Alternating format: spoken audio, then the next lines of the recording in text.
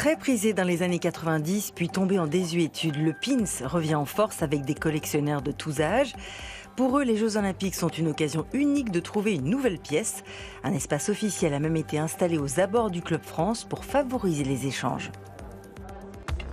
De toute taille, de toute forme, parés des couleurs des Jeux Olympiques et incrustés des drapeaux des pays participants, les pins ont conquis les athlètes. J'ai plein de pays, d'Aruba, du Pérou, des Fidji, Colombie, Jamaïque, Panama, Mexique. Mais aussi et surtout les supporters des quatre coins du monde. Pour porter dans les sacs, pour porter dans les vêtements, pour porter aussi un peu partout. Donc là, c'est incontournable. C'est un bon souvenir, on le garde et ça dure 20 ans.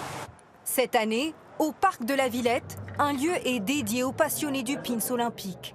Robert Pratt en collectionne et en échange des milliers depuis 40 ans. Je suis un malade de la collection. C'est-à-dire que je suis, comme on dit chez nous, un fada.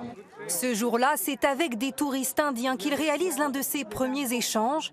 3 pins des Jeux Olympiques aux couleurs de l'Inde contre ceux de Monaco.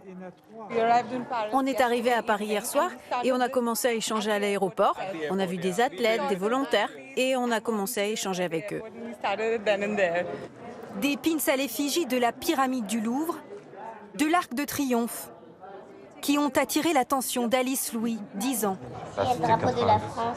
Elle est à la recherche des pièces qui rejoindront sa collection.